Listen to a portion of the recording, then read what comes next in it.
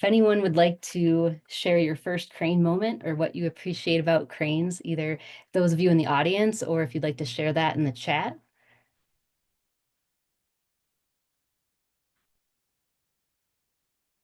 I'm ready to type. I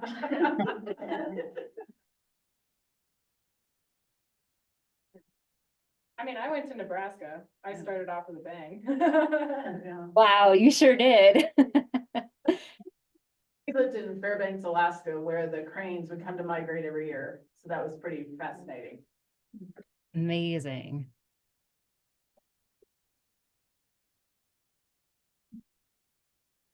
Any others? I've got one. Okay. We're in Yellowstone National Park and we were looking at a great gray owl. And then the elk were bugling, and then in the very same valley, two sandhill cranes flew down and they landed, and then they were trumpeting. It was very magical. Wow. Wow. Oh, that's amazing. Both bugles at once. That's incredible. Well, that's one of the things I love most about this work is seeing people light up when they speak about cranes, hearing the appreciation and the joy that these interactions bring people is just compelling. From this connection to this single species, I've seen so many people gain a greater understanding of both local and broader habitat and ecological needs. Here in the Yampa Valley, which if you're not familiar with the Yampa Valley, we're in the area of Steamboat Springs, Hayden and Craig, so along the Yampa Valley, the Yampa River corridor. The cranes have been so inspiring here that they've sparked a movement, an entire organization dedicated to the conservation and protection of cranes and their habitat.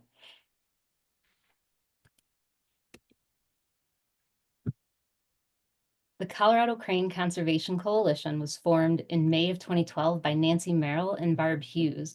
This was in response to a community discussion regarding the hunting of greater sandhill cranes in northwestern Colorado. Birdwatchers, nature lovers, other interested citizens of northwestern Colorado were concerned that these migratory birds that had been designated as endangered in the state of Colorado in the 70s and are still listed as a species of concern would decline in numbers and disappear from the area. The strong response from local residents sent a clear message that many people really appreciated these birds and preferred to enjoy them in another way. What I love about how the founders took action is that they didn't take up in arms. They facilitated this awareness through education and inspiring appreciation for the birds. Crane awareness is high in the Yampa Valley thanks to these efforts to ensure that cranes will continue to thrive in the Yampa Valley for years to come. The Crane Coalition conserves and protects the Rocky Mountain population of greater sandhill cranes and their habitat through science and education. We accomplish this through a wide variety of programming that reaches thousands of people each year. Historically, we've been a volunteer organization, depending entirely on volunteers. In recent years, they've slowly brought staff on, and now in order to accommodate our demand for programs, we've grown to one full-time employee and two part-time employees. So we're really growing now. We still rely on our volunteers to a great extent to meet our needs. We have a board of 9 and 4 very active emeritus members. So we're really grateful for all the folks that are involved in our organization.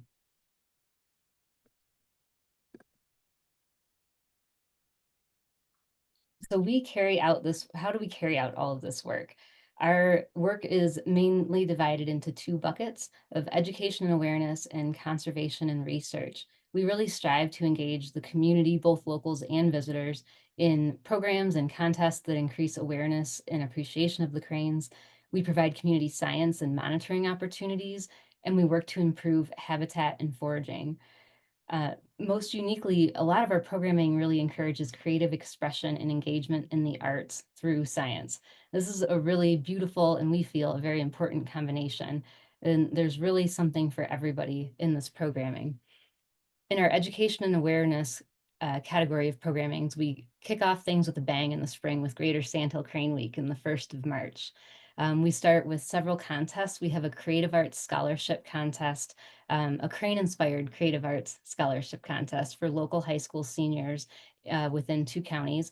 They can enter essays, poetry, songs, visual arts creations, a variety of things. This year, we gave away over $20,000 in scholarship funds to local students for their higher education.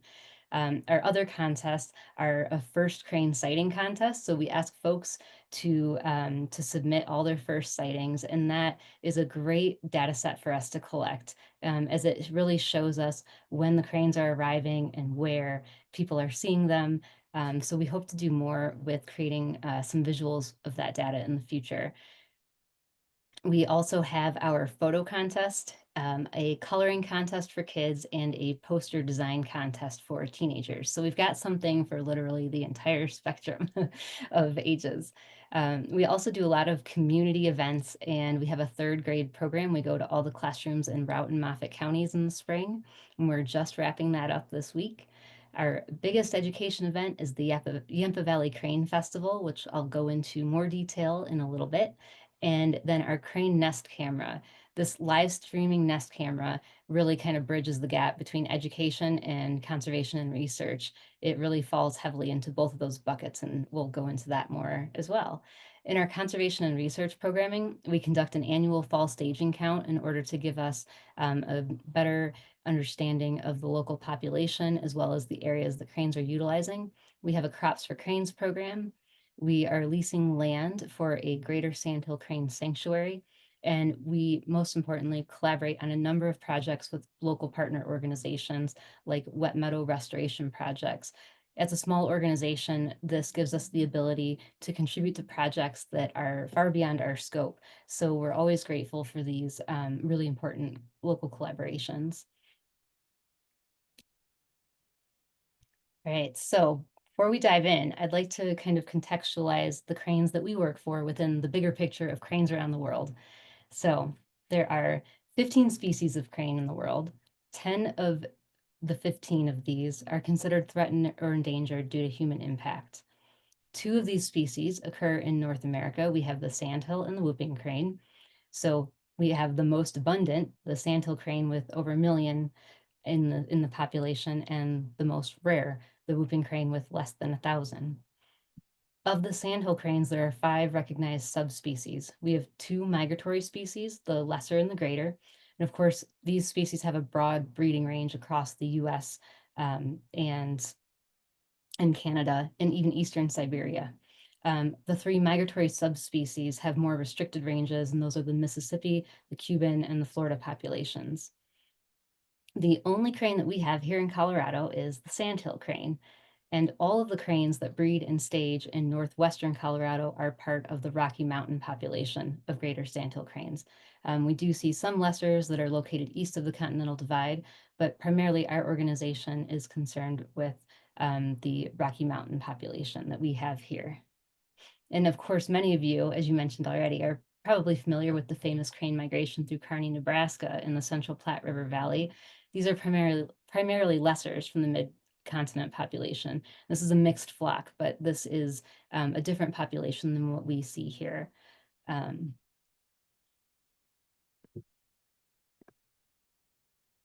that brings us to the Rocky Mountain population of greater sandhill cranes. So they arrive here in the Yampa Valley in early March for breeding season, and then they stay through. They stage in late August to mid-September, and of course prepare for their southern migration to their wintering grounds in New Mexico, Arizona, and northern Mexico. The average population for this group of birds is about 20,000. These numbers fluctuate, of course, over the years. In 2024, it was the 3rd highest population recorded for this survey, with nearly 25,000, which is great to see after a 12-year low in 2022 of just over 18,000. This population is really considered to be a conservation success story, coming back from the brink of extinction in the 70s to relatively stable populations now. Back in the 70s in the Yampa Valley, we were down to about 20 to 25 breeding pairs. And so thanks to extensive reintroduction efforts in the 80s, along with the Sandhill Crane Recovery Plan by the Colorado, then it was the Department of Wildlife, the cranes have made an impressive comeback in our region. According to breeding records in Colorado, the population increased from 40% just between 1994 to 2011. Currently, they're managed as a Tier 1 species of concern in Colorado, meaning that they're particularly vulnerable, and so we need to take additional conservation actions and proactive management to prevent them from needing full endangered or threatened protection. Something important to keep in mind about their population is that they have a low recruitment rate. So they only lay 2 eggs per year, and if they're lucky, one will survive to adulthood. As we've seen on our Nest camera, they have a number of challenges, and so we'll get to a few of those soon. It's important to remember that though our crane is one of our oldest and most resilient birds on the planet, we can't take this for granted. They're not immune to the cumulative effects of human impact, including a hotter, drier climate, loss of seasonal wetlands, and human development and disturbance. These are the things that are cited as major factors impacting the cranes. And this is why we continue to work to conserve habitat and educate people about these birds.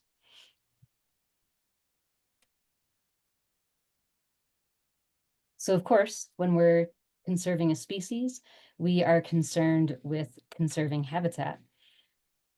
We know that cranes are a wetland dependent species, so they require wetlands for their nesting and for meeting their nutritional needs. As a ground nesting bird, they really prefer shallow, non-moving water. They prefer that their nesting area is as surrounded by water as much as possible in order to defend against predators. This way they can hear them splashing in the water as they approach the nest, and it gives them a chance to react and protect the nest. We know that, unfortunately, over half of the wetland habitat that we had has been lost to development or degraded by human activity. Wetlands currently cover less than 3% of Colorado's landscape, but are used by over 75% of wildlife species in the state and are therefore essential for maintaining biodiversity.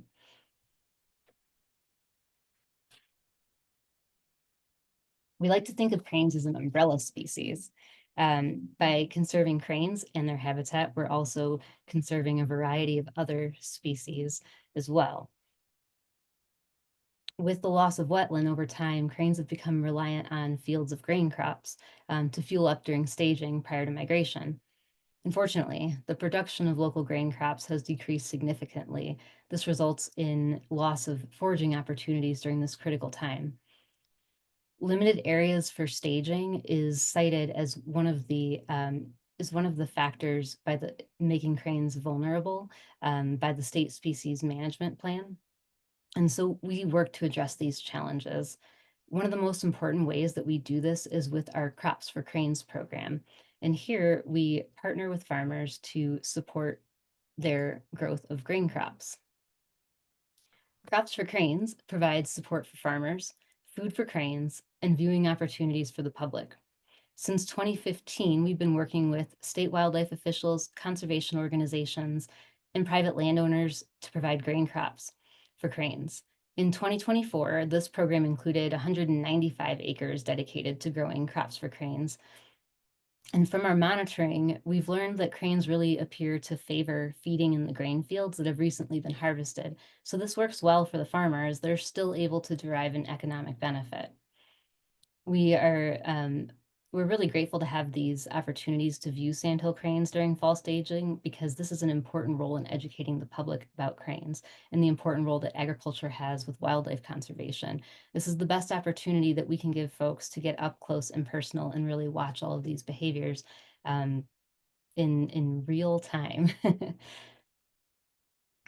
And we do this during the Yampa Valley Crane Festival, which is our most important program for educating the public.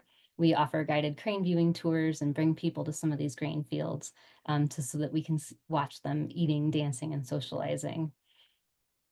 So in the Yampa Valley, the production of local grain crops, including things like wheat, oats, and barley, has decreased from about 85,000 acres in the 1940s to less than 10,000 acres currently, and this is dropping every season.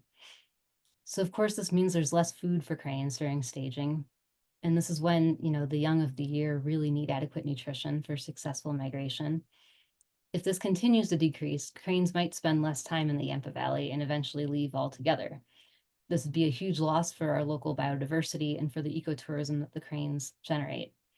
We also have limited opportunities to grow this program, as the grain industry is a volatile market. There are very few operators locally who continue to grow grain.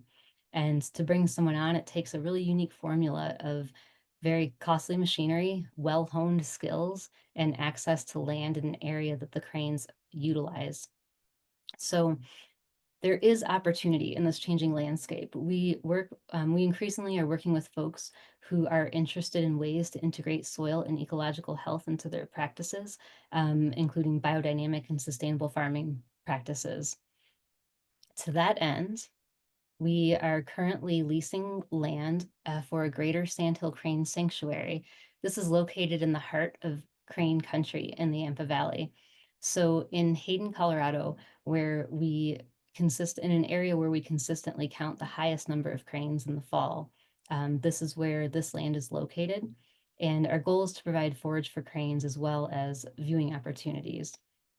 So we're growing, I believe it's about 30 acres of traditional winter wheat, which of course is an annual crop. It requires tilling every year and replanting. So one of the things that we're doing to explore more sustainable options is we are partnering with the Land Institute to grow kernza on this land as well. We have 5 to 10 acres of that currently. And that is a perennial wheat grain, which means that once it's planted, it takes several years to get established. And I believe we're in year 3 of our kernza crop. So it is getting established. This is dryland agriculture, so there's no irrigation. There's some pretty fierce, noxious weeds out there. So as the kernza becomes more established, we'll be looking at interplanting some annual crops like oats and some other things to provide variety to help outcompete some of those noxious weeds. So this is an experiment. We don't know yet if the cranes love the kernza. We're hoping that they like it as much as the annual wheat that they are used to, but time will tell. So we'll keep you posted on that project. We installed a crane blind last year and piloted that for the first time. So we brought folks out during the festival to actually view cranes from the blind.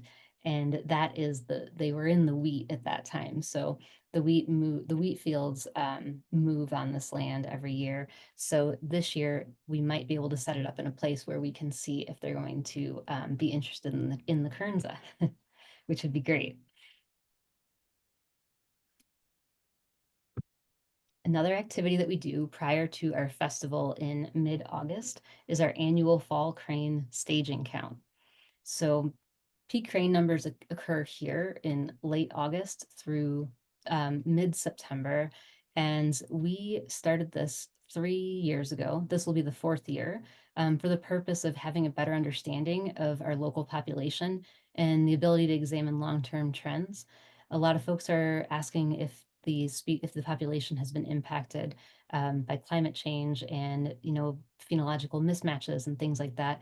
And, we're not really sure yet. So collecting data like this will give us a good foundation to work from.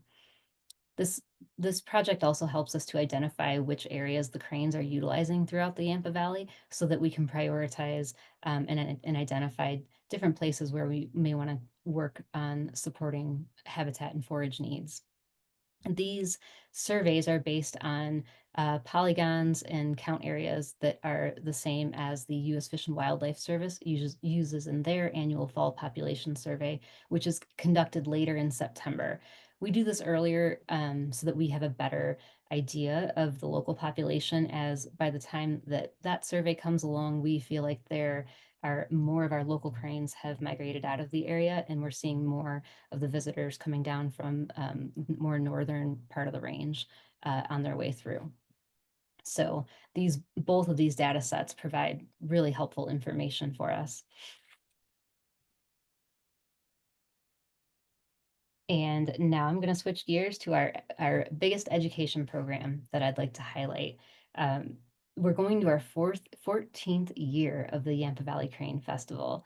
This year it'll be August 28th through the 31st, and hope you can join us. It really continues to be our flagship program and attracts an incredible crowd of people, locals and visitors. I think it's about, little less than half locals, about half people. We have people who come from out of state, a lot of folks from the Front Range, and we really enjoy this. And it's the biggest host event that we host, and we host it in partnership with a lot of other local organizations. Each year we bring in world-class speakers. We offer a variety of activities like guided crane viewings, workshops, guided bird and nature walks, branch tours, family activities. We're having an additional, we're trying out a new event this year. We're having an entire kid night devoted to kids activities.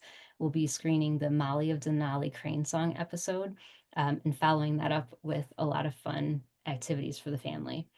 A lot of our events are free and open to the public. Uh, Events that require registration are those with limited numbers.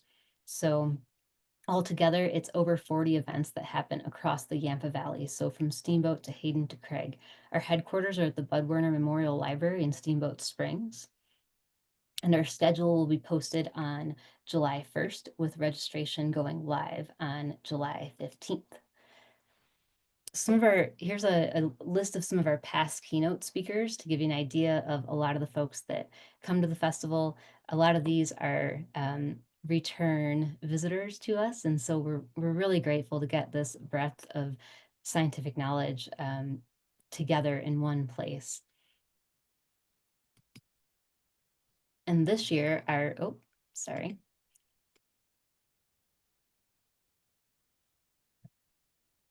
giving you the sneak preview. This year, we're extremely honored to welcome our keynote speaker, Dr. George Archibald, co-founder of the International Crane Foundation. We'll also be screening his new film, Dances with Cranes. So that is going to be a really exciting event for us to be able to not only screen that film, but have him there with us. We'll also have Dr. Dan Collins with the U.S. Fish and Wildlife Service. He is the foremost expert on the Rocky Mountain population. We'll have Sue Rith from She Flew Birding Tours. She'll be doing a talk on bird songs and leading several tours. We've got Paul Tevel, who's crane expert, and he enjoys us so much that not only has he come back to the festival year after year, but he also just recently joined our board. So we're really excited to have him. He'll be leading a lot of those guided crane tours and giving a Why We Love Cranes talk. We're also welcoming back Rebecca Weiss, who is she's the author of Birds of the Aspen and Roaring Fork Valley. She is based in Aspen as a birding guide and naturalist. We'll also have Ted Floyd, another returning guest to the festival, myself, and then Nature's Educators will showcase live raptors in several different presentations throughout the weekend. So we have a lot going on. Go into a little bit more detail about our guided crane viewings and bird walks. So on our guided crane tours, we have these Friday through Sunday early morning. It's worth it. We have guides and a crane biologist explain behaviors and the biology of cranes. Throughout the morning, we'll take you on a tour of several different staging areas. They're pretty fun events. We'll also have a variety of bird walks. It's several different preserves, historic ranches on the ski mountain at Fish Creek Falls. We have a couple of pollinator tours at Steamboat's Botanic Park, which is just an incredible experience if you've ever been there. We'll also have slow birding on the core trail and our famous pontoon boat excursions at Steamboat Lake. So there is plenty to do here. And I should mention also, if I can get to the right slide. This QR code has our festival information. You can head to our website. On our festival page, we do have a sign up for our newsletter if you want to stay posted on when information comes available and when registration goes live. Okay, this brings us to our crane nest camera. So this is a really popular program, and this is our 5th year of the program. It really allows us to have an intimate view of the lives of cranes during a really sensitive time of nesting and rearing young, with the benefit of not having to disturb them in any way. We have the live streaming nest camera operation consists of a crew of staff and volunteers that dedicate tireless hours to operating. It's basically a security camera that is movable, and it's mounted on a tree, a dead one. And the camera's on private property where cranes typically nest. And so we live stream this footage to our YouTube channel. We create, and as well as our website, we post highlight videos of noteworthy moments, and we also have playlists available of the different seasons and the different topics. We work really hard throughout the year to tell the story of what we're observing throughout the season. And we are working to create more opportunities for engagement with the development of community science programs. Right now, we're testing a kind of an observation system where with our volunteers, where you can report what you're seeing on the camera. And that gives us, it's already been really useful. It's given us the ability to kind of scroll through and do searches looking for particular behaviors or locations or things like that. Our goal is that over time, these observations can contribute to the greater body of scientific knowledge of the Rocky Mountain population.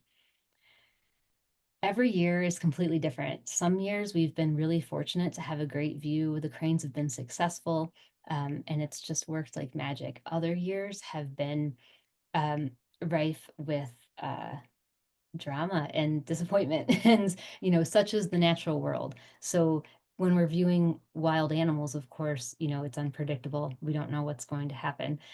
This year we were really excited to follow two different nesting pairs, one of whom actually nested in a restored wetland area. So they were really well protected, which made it really difficult for us to see them, but it was great for them. Their nest was incredibly safe. They were very obscured by really dense cattails. And the only time we could see them was when they stood up or when they did a nest exchange. The other pair that we followed nested on the shores of the Yampa, kind of out on an island. A lot of our footage, we actually saw rafters going right by. um, and these cranes were doing pretty well until the water levels started to rise. Um, they lost their nest, unfortunately. They made a really valiant effort to save it, and they continued for about a week and then eventually abandoned it. So we are really learning a lot by being able to watch these cranes and what they go through. And personally, for me, the biggest lesson is really how challenging it is for cranes to successfully raise young. But there is a lot of joy in this project as well. And I'd like to show you a couple of our highlight videos. We integrate these into our educational programs as well, so it's really nice to be able to pull these up in the classroom. But the first one I'd like to show you is dancing. I'm sure many of you have witnessed crane dances, but we'll try this out and see how it works. Hopefully we can get some sound as well. Using the right weight matters. The body pod lets you easily understand what is the fastest way to reach your.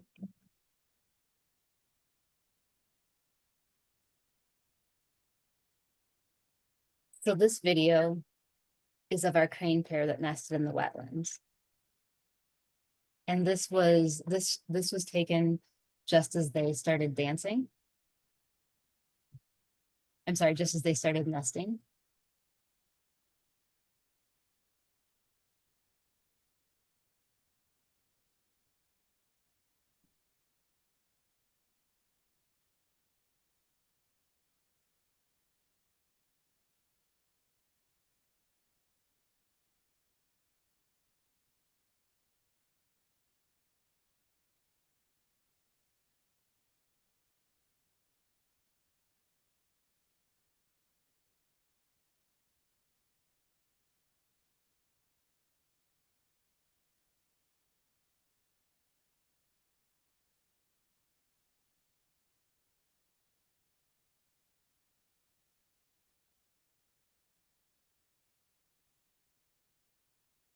So that to me just is the epitome of expressing joy. We love watching them dance.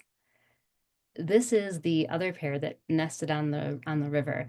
And this season we've witnessed some really incredible territorial behaviors. This is one of our pairs, and there was a flock of about 5 bachelor cranes that were hanging out in the area. So this is right before this pair nested, and they were engaging in some pretty fierce disputes. We can see some really interesting behavior here. I'll point out some of their defensive moves as we see them.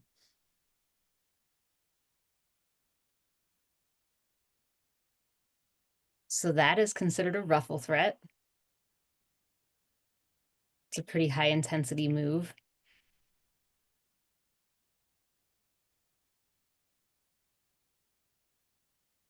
And it always seems like they're putting on a little bit of a show. They seem to do this a lot around the geese. And the geese don't really seem to pay any attention.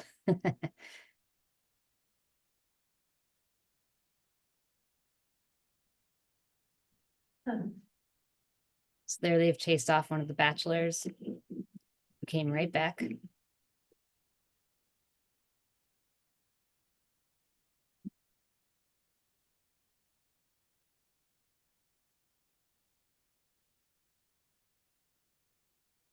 And then their unison call in victory.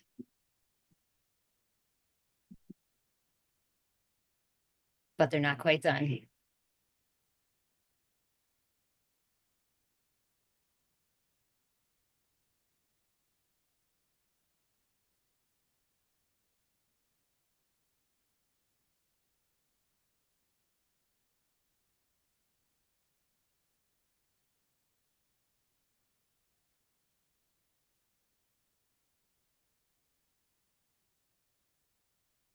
We've also examined several, we've been able to see several predatory events.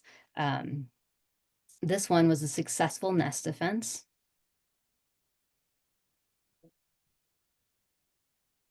And this is that nest on the river. So what we're actually seeing is across the river on an island. There's the crane nest. And here's there's two raccoons.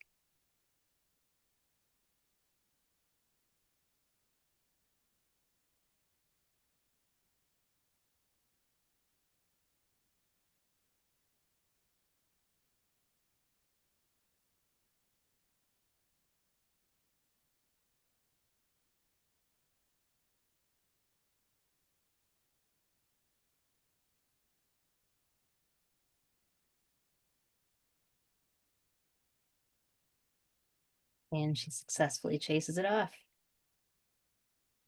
So they're, of course, as ground nesting birds, being pretty vulnerable, their main defense mechanisms are using their wingspan. Take your cheap protein powder.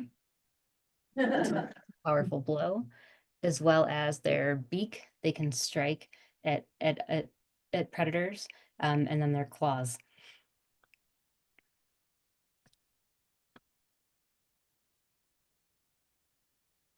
And this is that same pair when the water levels rose and they lost their nest initially.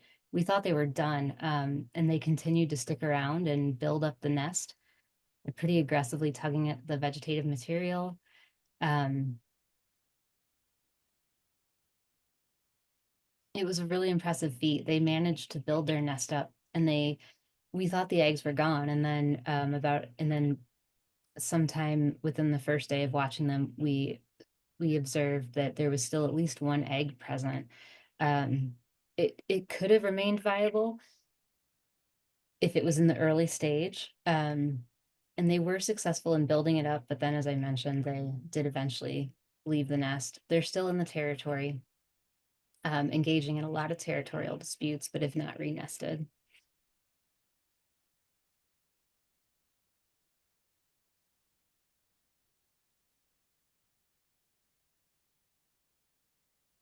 And I want to point out here, so what we're observing there is the unison call.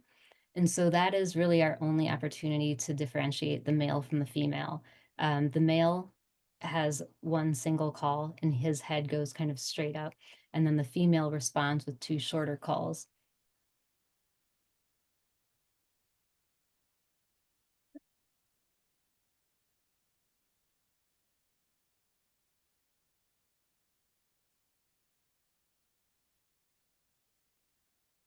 They're determined.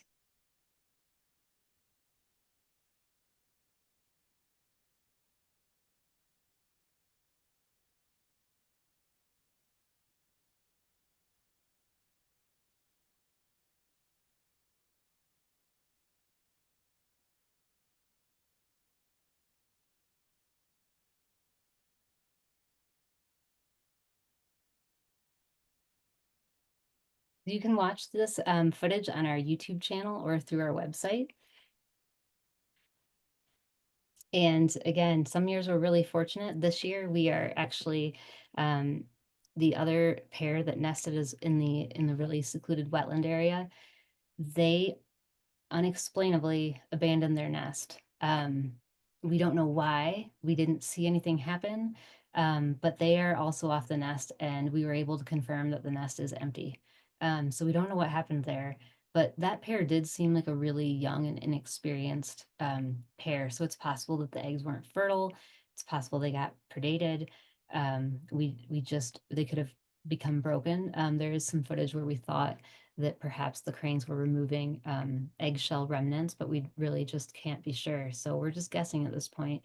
Both pairs are still in the territory, but given that neither have re-nested, we'll probably be shutting down the camera for the season on Friday. We'll give it a couple more days and see if anybody decides to get serious about nesting.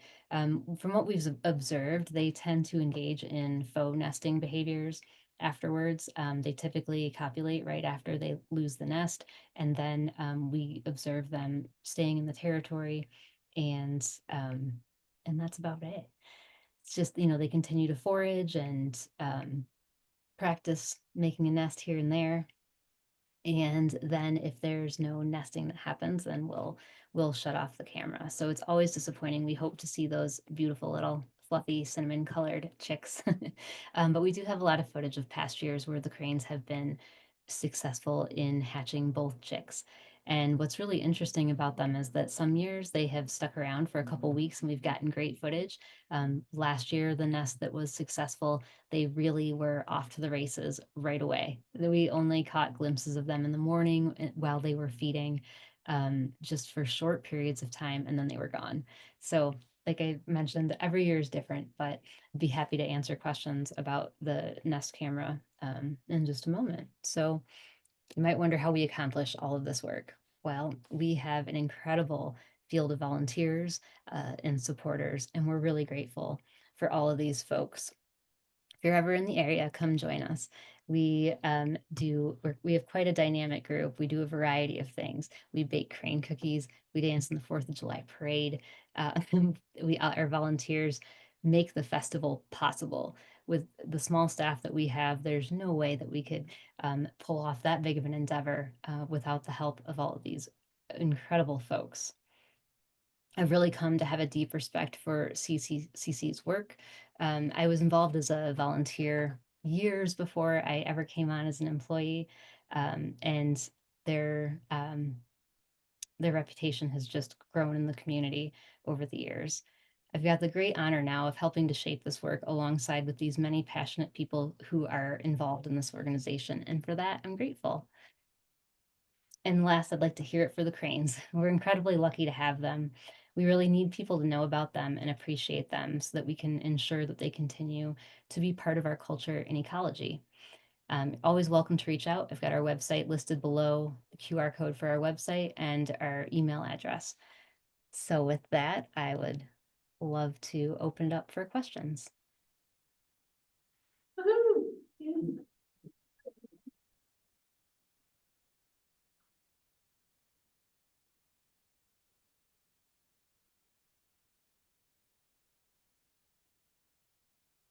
Yes, Linda.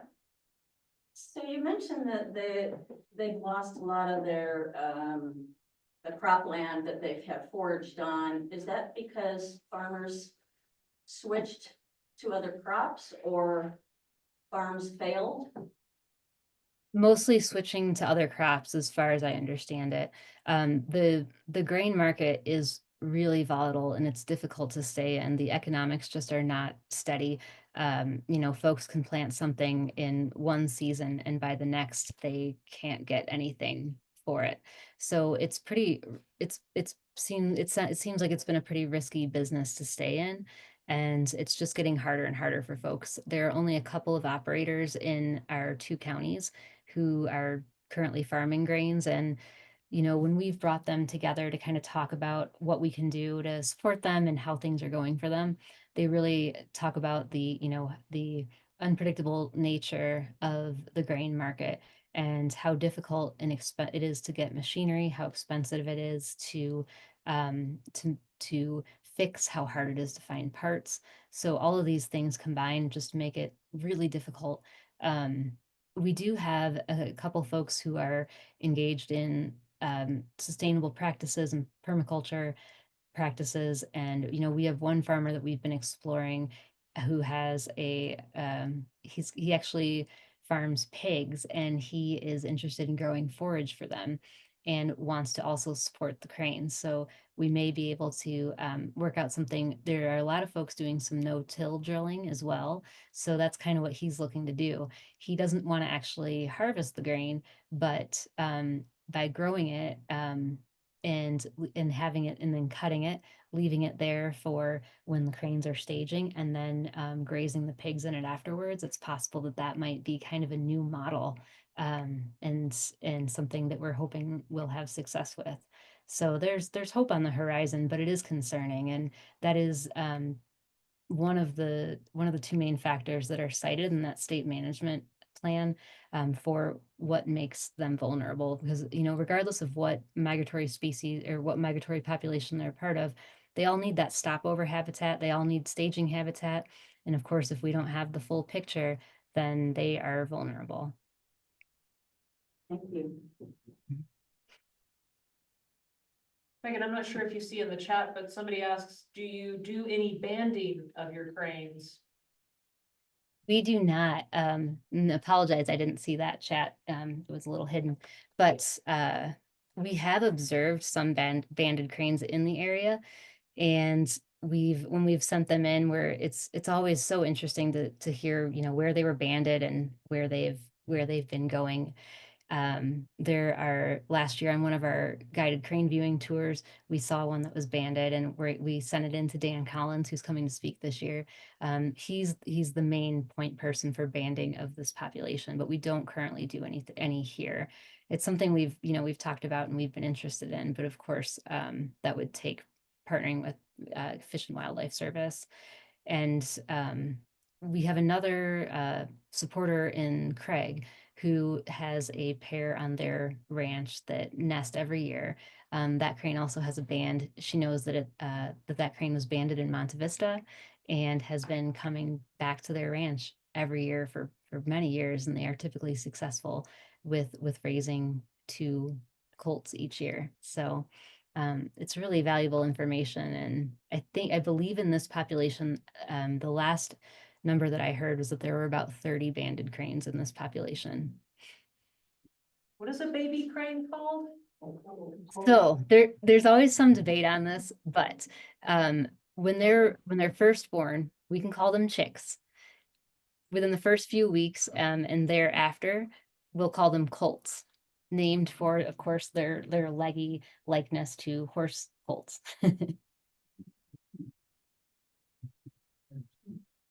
Do they get banded as adults or chicks? Chicks. Yeah, that would be quite a challenge to handle a full-grown crane, I bet. I know my chickens are difficult enough. Oh, Mary. Yeah, I had a question about the nest cams. So if it's the same pairs that you've been watching for a couple of years or however long now, A, how do you know it's the same pairs if they're not banded?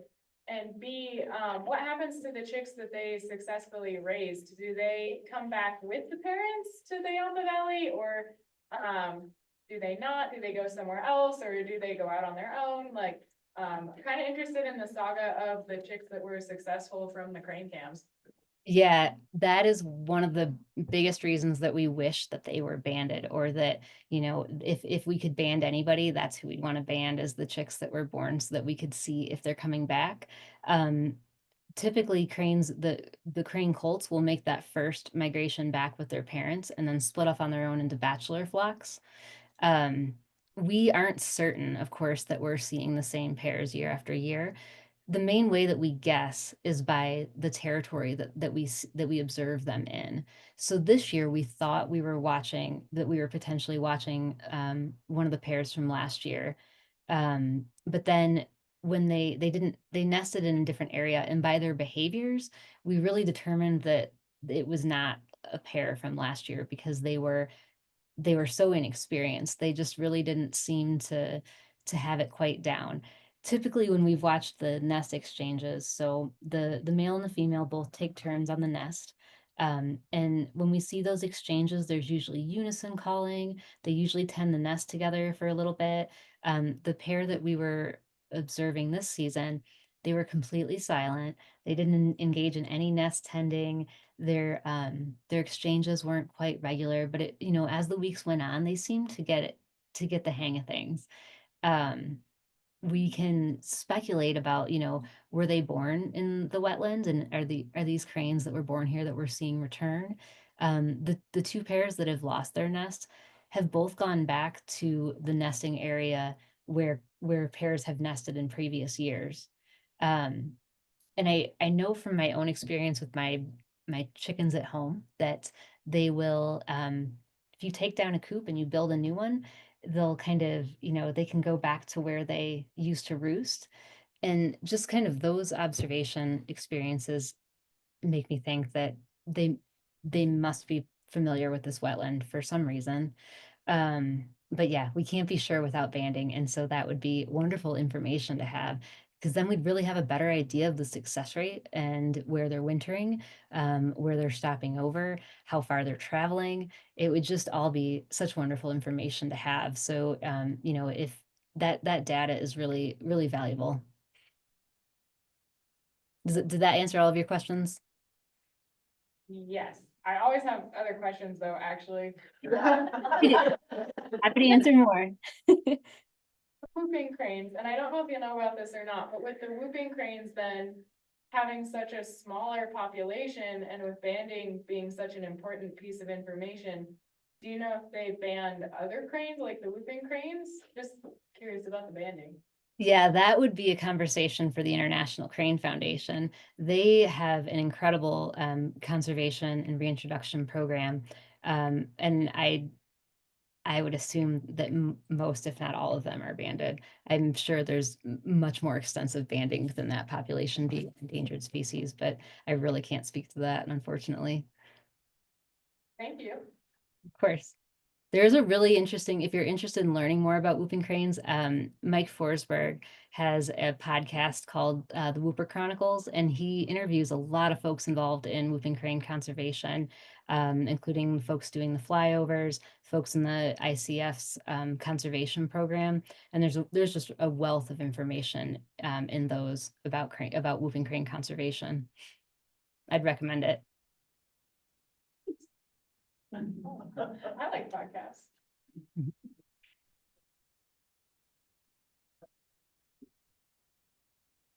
Yes. So how do the bachelors hook up with the bachelorettes? I mean, there's a bunch of, is it just a bunch of males that hang around waiting, or? Well, males and females. I mean, of course, our society's a little patriarchal, which is probably why we call them bachelor flocks, but meaning singles, of both sexes. So there are male and females that hang out in the bachelor flocks. It's my understanding that they will typically meet mates in those large, either in wintering grounds or in the staging grounds where there are large groups of them. We did have a really interesting event happen last year on our nest camera where we had a pair who nested. They were fabulous parents. They did an incredible job of tending their nest. They seemed to have a really strong bond. Their nest was predated by a coyote, and they abandoned the nest but stayed in the area. A couple days after the nest was predated, the female was missing, and the male continued to wander their territory for the next couple of days, just calling and calling and calling for her. He called in a lot of bachelors.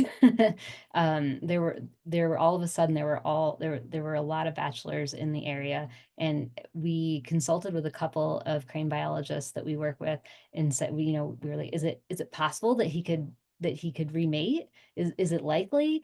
And they were of the opinion that it would be most likely that he wouldn't remate at that point in the season, that he would probably meet somebody either in the staging grounds or in the wintering grounds. But in fact, he called in a new mate. She seemed young, and they, they grew their bond over the course of the next few weeks. When they first paired up, they were dancing, but she seemed a little hesitant. She was always just kind of following him, keeping a little bit of distance, but they really grew a lot closer throughout the season, and they stuck around quite late into the fall. So that was a really interesting thing to see. So they, I can't be, I don't know for certain when they will meet their mates, but we've watched it happen on camera in a time when we understood it would be unlikely that they'd meet a new mate. So I think anything's possible, but I think that the most likely is the times when they're congregating. Once they do pair up, do they mate for life? Yeah. Yeah, it's pretty beautiful. That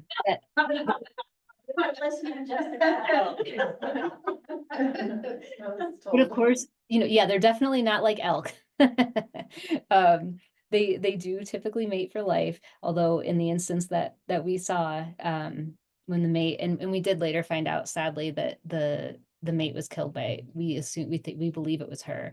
We found a dead crane near a power line that wasn't marked.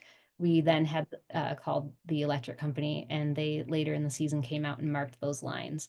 But that is the second crane in that area in several years that was killed by a power line collision.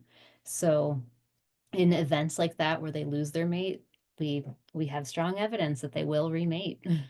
They're definitely, that crane that we watched was a strong ambassador for his species. He was determined that his species would survive.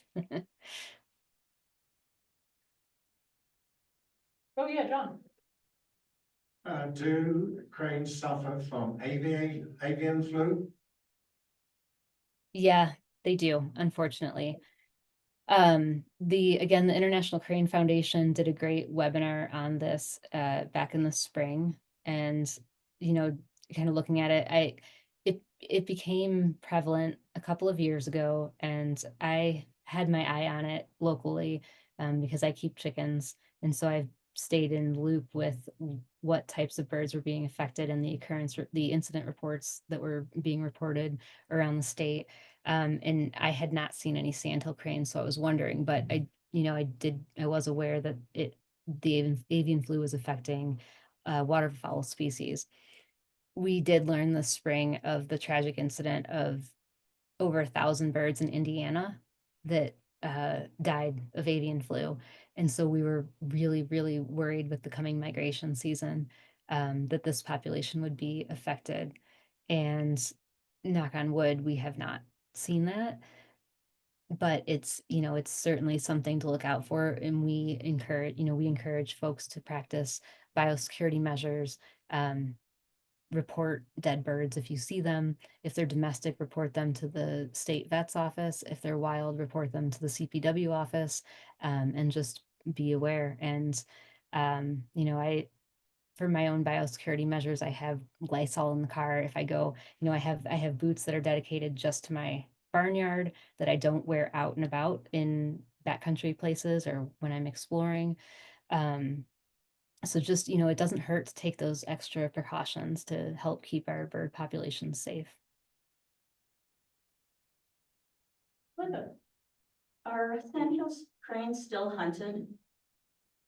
They are, and yeah. It is not legal to hunt them here in the valley, in the Yampa Valley, but on the Eastern Plains, there is a hunting season on them. You have to have a permit through the Habitat Improvement Program, as well as a sandhill crane permit, and they are hunted in a lot of states, but in Colorado, just on the Eastern Plains. And so those are, the lessers, not the graders. Is that population is much bigger than the graders, but it's always something that the folks are asking about. So it's something that comes up for sure.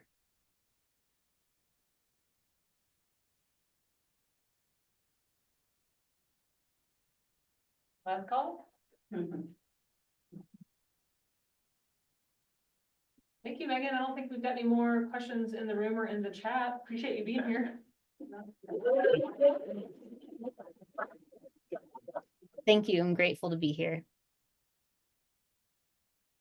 All right, see everybody at the Crane Festival. Would love to see you at the Crane Festival. So I think Devin is about ready to pull our raffles for our donated birdseed from Wild Birds Unlimited and Songbird Orchids. Megan, you're welcome to stick around and see who wins, but we won't be offended if you disappear. You got crane cameras to watch. Thanks, Megan. Thanks all. All right, let's start with the smaller bags. Yes. I think they're gonna need more light. A little light one. Yes.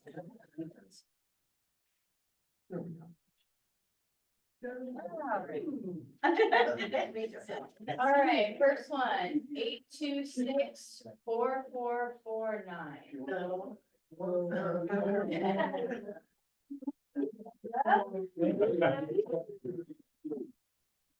right.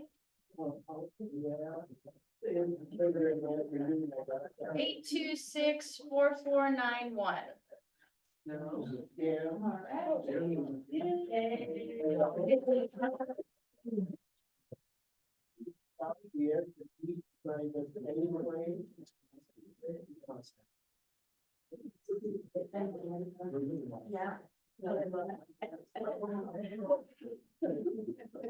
All right, 826-4439. Oh, yay! That's 3 for 3. I know, I have to break it. This thing is rigged, I don't know. I swear I was mixing it for like 5 minutes. 826-4488. John?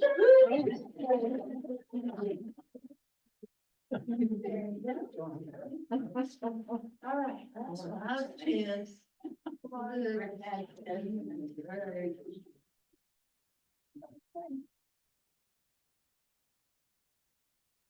826-4448. I swear I was mixing them now. Thank you, everyone.